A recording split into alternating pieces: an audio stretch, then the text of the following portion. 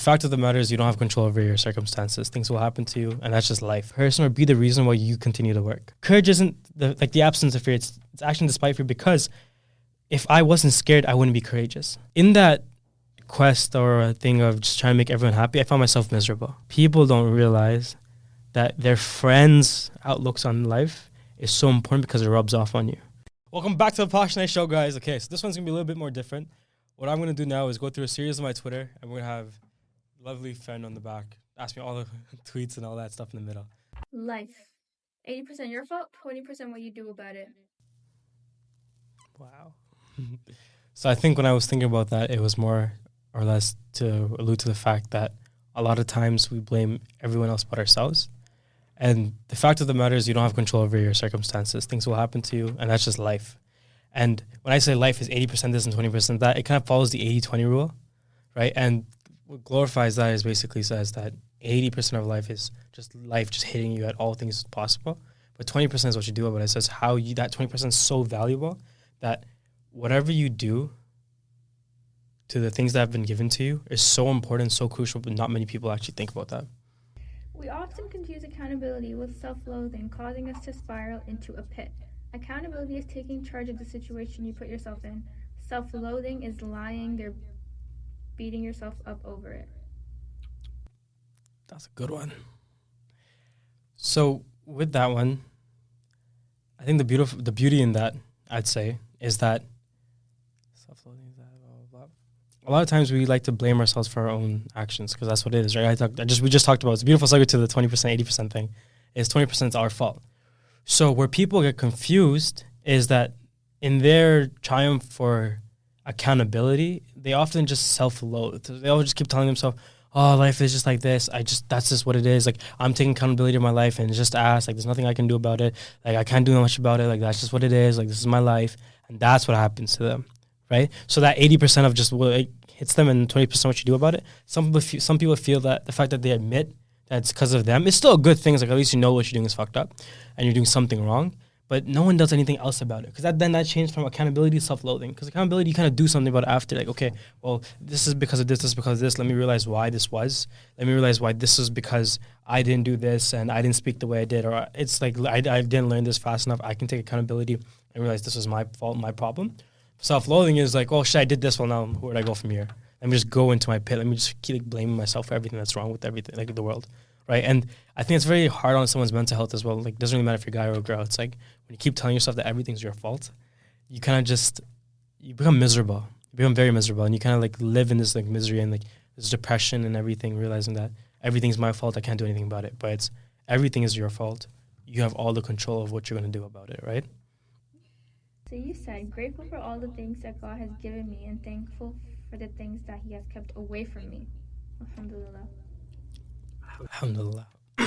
So with that one, I think that was more towards the fact that we often have prayers and they go unanswered, per se. Like, we feel like they go unanswered because it wasn't given to us. And it takes a lot of, like, say, accountability or just even like a reflection of, was that the right thing for me at that certain time?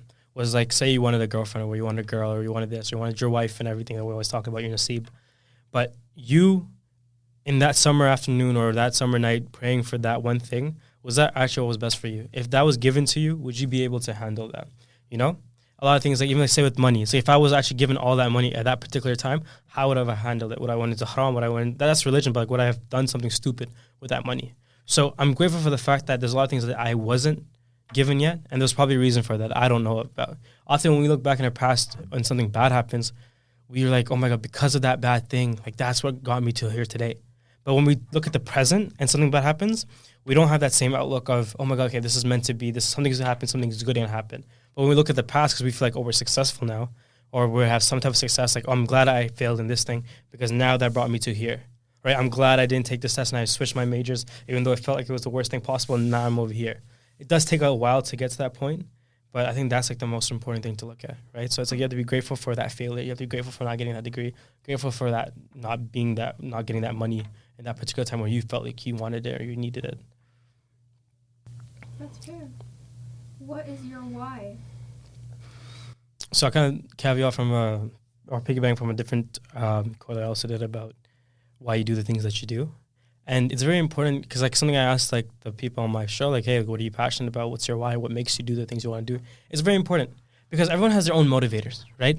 And even when you do feel like, let's say money is a big one for a lot of people, but then you don't realize it's not really money that people are chasing. It's more status. Like people want to do these things for all these particular reasons. It's because they want to be known for something, right? We crave that, right? Some people do it for love. Some people do it everyone has their own thing, right? Some people want to feel better about themselves, but it's masked by 10 different other things, right? It might be, I want money because people might think fancy cars, but it's like, no, I want to provide for my family. That's why you want money. I want to do this for my family. I want to be able to be this person for this person. That's why I want this to go, right? It's really important to understand why you do the things you do, because then you actually have a lot more clear route in your head of why I'm doing this, where it's going to take me, what's the benefits of this, and things like that. And when we don't have a well-defined why, we often find ourselves lost. We don't know what we're doing. We feel like we're just existing, right? And that's the same thing kind of goes into your mental health. A lot of times we feel like we need to read the right books, we need to write these things. I think the cure for mental health would be just accountability, and as well as understanding yourself in a deeper level, right? That reflection will actually help you a lot more than anything else in life, because then you notice like, okay, this is why this is happening. This is why this is going to happen.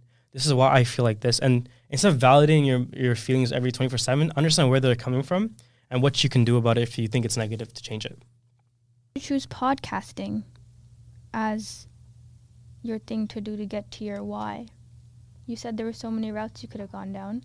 Why did you choose podcasting as one of them? So my whole thing was, when I started the podcast and why I started everything, was when I was younger, or I was even throughout life, I've always had really good conversations with people. Like that was kind of like my knack. Like I was really good at it. I was always good to like being able to like network, and in the sense of like maybe not for a job or whatever, it more for just life and advice, and very open to that, like a sponge, like soaking up everything. And I felt like there was so much value to be given from this. I'd love to make a platform. Now the why I actually want to do podcasting the thing is I wanted to be known for something, right? There's status was part of it, and there's also to inspire. Right, all these things when people come and talk to me about certain things like life and things like that, and they always leave the conversation like, wow, like I was really like, at least that's what I hope, that they feel a lot better about themselves, or they feel like they got a new perspective. So my whole thing is like, you get to inspire so many people with this platform. You have an audience, you have a reach, you learn to talk to people, you learn to network in front of a camera, all these things you get to do. And at the same time, you do what you love, which is talking, because I'm a blabbermouth, I'm a yapper, and you get to still inspire everyone around you. So for me, it was like a win-win. So that's why I started that. Who is your biggest inspiration?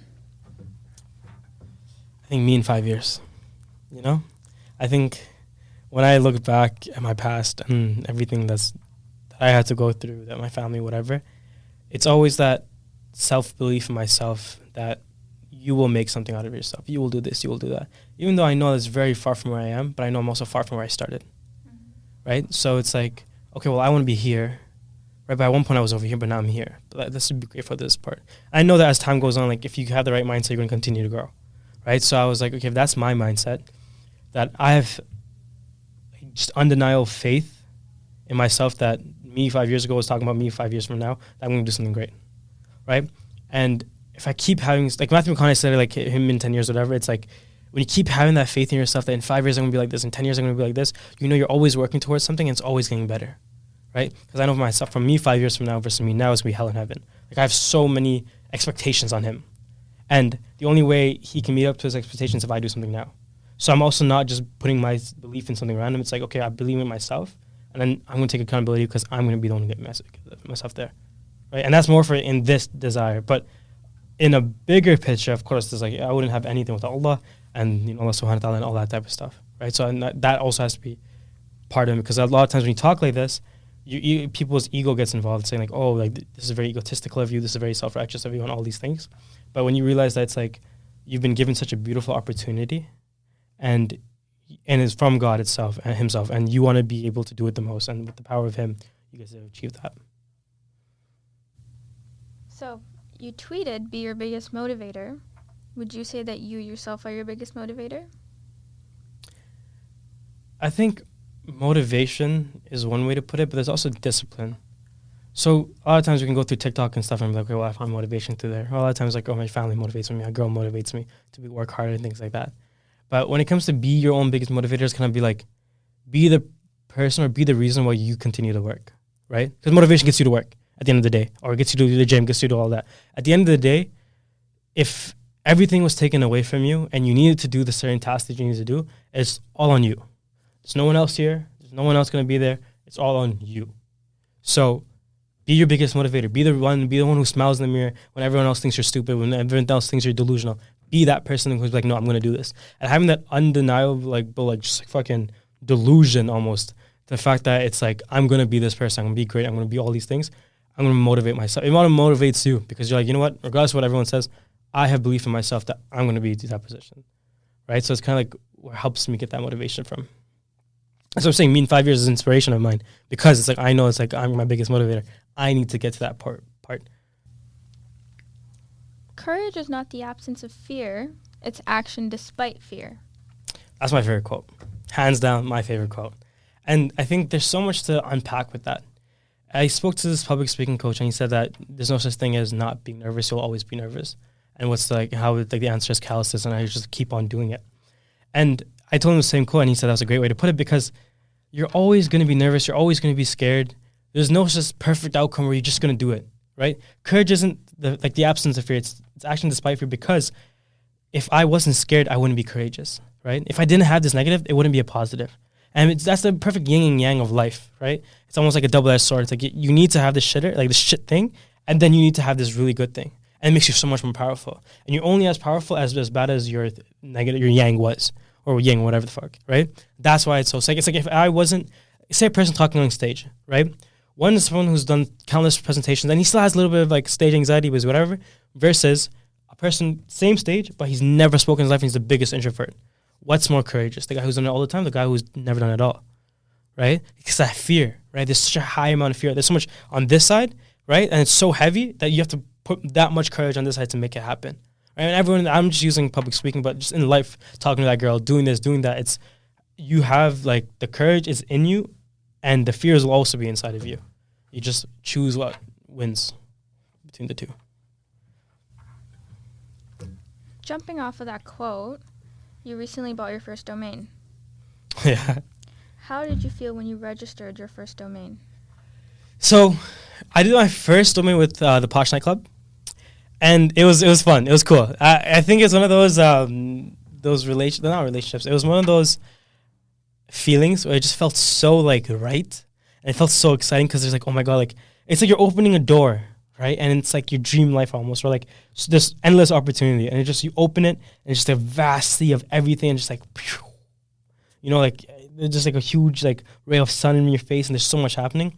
And that was like the first step for me, was buying the domain, registering or whatever. And that was the biggest thing for me. And I think that was kind of like such a mind-opening moment or mind-blowing moment, sorry, of like so much just happened, you know? If you're friends with everyone, you're an enemy to yourself. Amazing. Amazing. I love that one. When you're friends with everyone, you're an enemy to yourself. I've said that so, that's one of the courage, like my second quote from the top 5 quotes, 100%. So when I used to look back at my life and a lot of things, I really used to be a people pleaser, right? It was one thing I always need to look at other people's expectations and be like trying to meet theirs. And in that quest or a thing of just trying to make everyone happy, I found myself miserable, right? And I was like so worried about the other person's thought on me that it made me feel so much more shittier, right? Then I realized I was like, yo, like if he had a bad thought on me versus the thoughts that are going through my own head about myself right now, how negative they are, like, who's going to win, right? Am I going to let this random person, like, it's making it worse than it would actually feel. So what I mean by that is if someone says something to me about, like, something I did and he just doesn't fucking like me or he doesn't like me, thinks I'm a terrible person, at the past, it used to be like, I don't want him to think about that. So I'm going to be, like, any way to please him, right? This person that I'm holding up such high standards. And then I'm like, wow, like, I'm doing all that to please him, but I'm actually so miserable. And I'm far more miserable right now than I would be if I actually just cut the person off or whatever it was. So boundaries or healthy boundaries, I'd say, is very important in your life. And understanding that not everyone has to be your friend. It's not necessary. Not everyone's going to like you, right? There's going to be a person who likes Marvel, there's going to be a person that hates it. You're going to stop liking one thing because of someone else? No, right? Have those boundaries. Having those boundaries in your life does not make your life any worse. It makes it that much better, right? You get to be more confident in yourself and realize that you don't put up with certain shit, right? Not everyone has to be your best friend. That's okay. And sometimes a lot of people have like, I need to have friends. I need to do this. You don't. A lot of people are scared to be alone. And I think that's what really impacted me growing up. It was the fear of loneliness that really got me to this point, or got me to a really low point, because I kept telling myself that I wasn't comfortable by myself. I wasn't be able to do this. I wasn't able to have fun. I always required someone else to have fun. And the biggest shift for me was forcing myself in the time of solitude, or just by loneliness, or sometimes life would put that in front of me. And during those moments, I feel like I grew the most because I learned to enjoy my own company. And that almost makes you bulletproof, in the sense of like, you have this bulletproof mindset. You don't put up with a lot of things, because you know that for a fact that you can always just go back and be like, you know what, I'm fine with or without you. Would that be a toxic partner? A lot of people are afraid to leave them.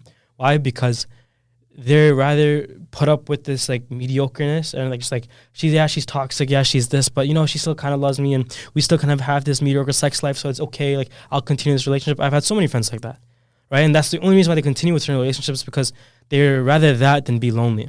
But if they took the hard route and just been a little lonely for a little bit more years, you can then find yourself with the love of your life, right? Or in that aspect, or like you'd be so many things will come in front of you.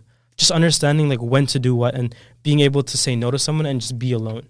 Not everyone has to be your friend. You don't need to have 30,000 friends. You don't need any of that. What you need is to be able to be comfortable in your own skin, to the point where if someone did come into your life, they'd be complimenting it, right? They'd be an addition to it, but not, they wouldn't be negative.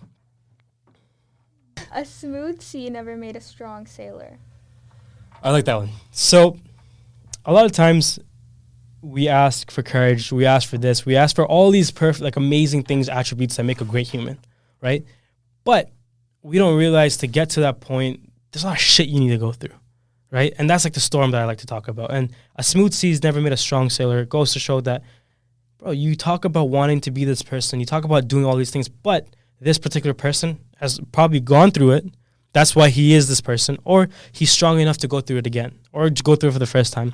Most people aren't strong enough to do that, but they want to be this person, right? So it's kind of like a lot of people, me included, we operate in this weird realm of like, I'm a little bit of this, a little bit of that. I want to do this, I don't want to do that. And we're just lost. And it takes kind of fine tuning. We complicate it when I say we're lost. It's like, maybe it's this, maybe it's that. Versus reality of life is it's a yes or no question, right? Like zeros and ones. That's how, you don't have to talk about the whole computer language. Everything's just a 0 and 1. That's life. 0 and 1. It's yes or no. And most people get into this little realm of, oh, I don't want to do this. I don't want to do this. This is why I don't want to do this. This is why I don't want to do that. And it's as easy as, this is what it is. This is what it is. And if I want this, I need to do this. That's how simple it is, right? If I want to be this person who's okay with all these things, I should be able to, and comfortable with going through the shit. I should be able to be like, okay, well, fuck. Okay, here's this, here's that. Yeah, like that's ass. Like, let me go through it. Like, I'm not going to be scared. I'm going to go through it. I'm going to go through this, understand this, deal with this person, find out what's good, find out what's bad. It's important. It's life. I really like this one. The more I learn, the more I realize how much I don't know. It doesn't matter how much you think you know, it's how much you think you can know. So a scholarly one, right? Yeah. So at first it's like an unconscious competence, and then a conscious incompetence, almost, to put in like a little smarty pants words. It's when you start something, you feel like you're like, know a little bit more about it. Like, you start podcasting, you know that you can talk to people, right? When you start, you're okay with talking to people. How hard can it be? But then once you start, you realize there's so many more things into it. There's things like how to say segues, how to talk clearly, coherently, not mumble, don't do this, don't do that. There's a lot of things you need to learn. And then the same thing with business. Same thing, where I apply with business. It's like, okay, well, I thought it was only this. Well, now I have to do this. I have to manage this. I have to do this. There's so many tasks that come in front of you once you start. And then you kind of realize, it's like, okay, well, shit, if I want to be great, I need to learn. And it's not how much I've learned, it's how much I can learn, because there's probably so much more out there, because I just don't know so much. A lot of times, even with a lot of things I'm already so passionate about, people might think I'm an expert in. I know that there's so many things I don't know about, like, say, fitness, right? But posing, macros, the calories, all these things, I feel like more than the most average person about. Yeah, I have some knowledge about it, but there's still so much I don't know. And I can admit that, because I know there's so much more I can learn. But a lot of people will be like, well, they stop really early, saying, well, I know a little bit about this, I know a little bit about that. I can stop early. Don't stop learning. Your life is always moving in the direction of your strongest thought. Amazing. So what I mean by that,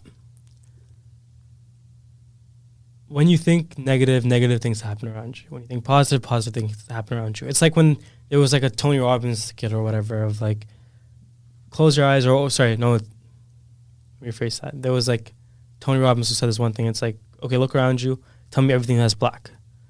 Everyone says, okay, all these things, they start cutting out. And then he's like, okay, now tell me everything that was blue. And then he was like, well, I don't know, because you were looking for a certain thing. A lot of times when our thought is negative, we look for negative things in our life. When your thought's positive, you look for all the positive things. I've had people tell me that, wow, you're always so positive, your life must be perfect. Well, there's been times where it's been pretty shitty, but I don't talk about it and I'll let that consume me, right? You're allowed to feel pain. You're allowed to have these negative thoughts. It's okay, but just don't let it consume you and let the whole good will always win. Let that happen to your life. Let your positive thoughts and the thoughts that you want to be a better person, be that person, do this thing, talk to this person, talk like this, and how you want to be that your driving thoughts. Be the striving to success is like your thought. Like you want to be better every single day of your life. Not that this is what's wrong with me. I didn't do this today. I didn't do that today. Don't do that, because that's gonna get you nowhere. It's gonna keep you going sink. You're gonna go lower and lower and lower until you realize that it's like you're just drowning in your own self-pity, your self-loathing almost, and just like you just hate yourself for it, and you just become such a negative person. It consumes you. It becomes your personality. People don't like to hang around you anymore because people are like just reminded of how sad life is. And some people may not even realize how important it is for the people around you, and people don't realize that other people's outlooks are so important. Let me rephrase that. People don't realize that their friends' outlooks on life is so important because it rubs off on you. There's been periods of my life where I've hung out with more, you can say, toxic, more negative people, right? Maybe good people to me, but they're very negative. And I've realized how maybe for me and my purpose in their life from God was to be that positive light, to help them out in life. And then I also realized that some people, it's like, as much as you try to help them, like they can only help themselves, right? You only help someone as much as they want to help themselves. And when I left, I found my life a lot better because I'm like, wow, like I feel happier. Why? Because I've lost this anchor in my life. It's sad to say, but sometimes you got to choose yourself. So it's okay to choose yourself. There's nothing wrong about it. Don't let other people tell you that the fact that you chose yourself and you should stuck with that person is your fault. You may have thought that was the best thing to do. And if your life has drastically increased for the better after you cut that person off or you did that one thing, bro, you made the right decision. Right? You still wish good on them, you let them do the thing, but you did the right thing, and you're allowed to feel proud of yourself for that. You talk about how terrible self-loathing and all of this stuff is, but do you think self-loathing contributes to accountability in some aspects, or no? I do think they go hand in hand. Yeah, so you need to have... See, when I talk about this negative things and you should just don't go anywhere near it, it's like, you're right, and you shouldn't, but at the same time, there's a lot of other aspects of it. It's a lot more complicated than that, right? I say it, and it might be easier to think. It's you to have a little bit of everything, right? And sometimes it takes you to be self-loathing to get yourself on accountability, right? Sometimes it takes you going so far down to help you get back up, right? And when it goes to self-loathing and accountability, sometimes you have to ask yourself, like, if everything is my fault, what can I do about it? Now loathing becomes accountability. Right? You need to go through a lot of shit. You need to go into the storm almost, right? Like you need to go through it just to understand that, like, okay, there's so much to do. There's so much of what's happening. What can I do? As soon as you ask yourself that one question, then it's you start picking up, okay, well, if this was all my fault, why? You start asking yourself that. And you kind of go, and then it spirals into your own thoughts. And that's why I talk about, like, periods of isolations are so important, because it's hard to do that when you have, like, everyone around you and you're just trying to be in your head. And it's weird, and you just look edgy, right? But sometimes disconnecting from everyone altogether for like a period of week, 2 weeks, 3 weeks, whatever it is for you, and start asking these questions, asking yourself all these things, reading these books of self-development or whatever it is for you that you're struggling with, is so important, because then you met with all these questions, and you're also met with a lot of answers. So there's a benefit of that. Okay, guys, that being said, that probably wraps that up. If you guys like this, leave a like and comment, and we'll probably continue this more with more people. But yeah, it's been Posh Night.